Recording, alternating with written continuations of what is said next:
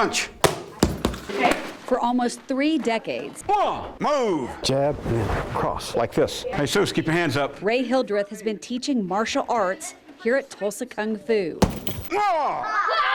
And to students, some as young as 6. This hand goes here. This one goes here. Before Kung Fu, Ray mastered karate. Karate.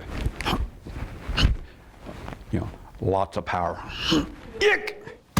Twist your body more. Kung Fu is considered soft compared to karate even. His dedication to martial arts started with the need to defend himself. So you would be ready for hand-to-hand combat next time? I would be better prepared. After a near-death experience in Vietnam. Firefight lasted all night long. There was hand-to-hand combat, just made that wall away. A fight he details in his book, Hill 488.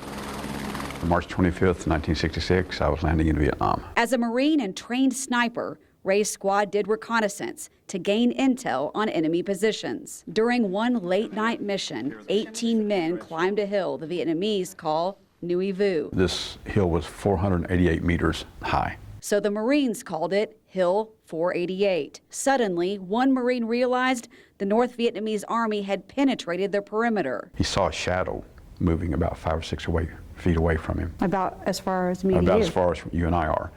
The shadow moved. And he focused on it. A few seconds later, it moved again. It wasn't a shadow. It wasn't a shadow, so he raised his gun and he fired twice.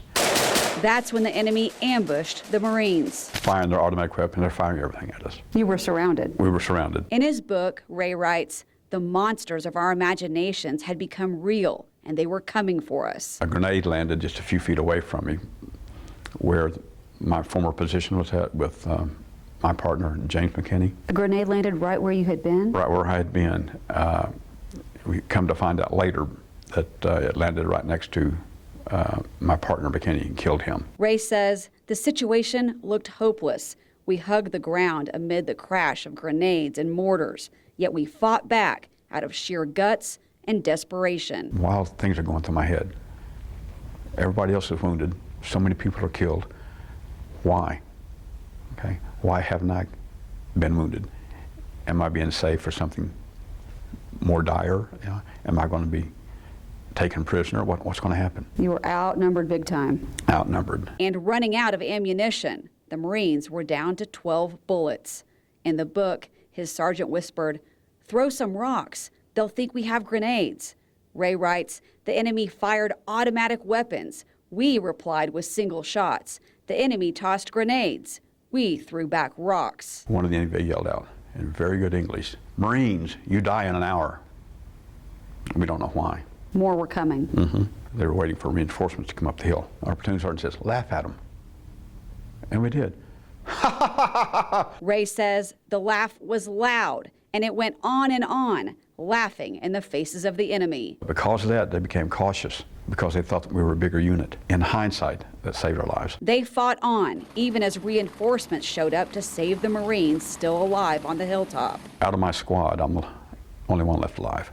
Are you serious? 6 were killed. In 1967, Ray shook hands with President Johnson.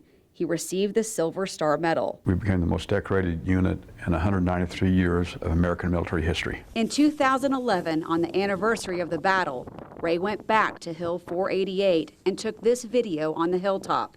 He placed a plaque there to honor all the men who held their ground that night. What has that battle been referred to as? Hill 488, a fight to remember. Definitely for you. Yeah, I don't want it to be forgotten. It's why he co-authored this book in 2003. You wanted it in writing, the story. Yeah.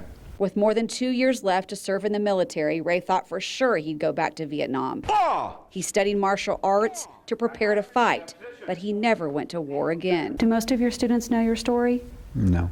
Now, 55 years after the battle on Hill 488, he carries his story with him. That battle on that hill changed your outlook on life. Here I am talking to you. We didn't die. And so the response later is that you never give up. You never know what's going to happen, what's going to take place. Salute. He teaches his students to honor our country. If you look on my wall, you only see one flag. Salute. My students, when they come through, I have them salute the flag. Every time they walk in, every time they walk out. He wants them to take courage and never give up. No matter how dire things look, doesn't mean you're going to lose or die. You always have a chance. Green light. In East Tulsa, covering news that matters. Red light. Janna Clark, Fox 23 News.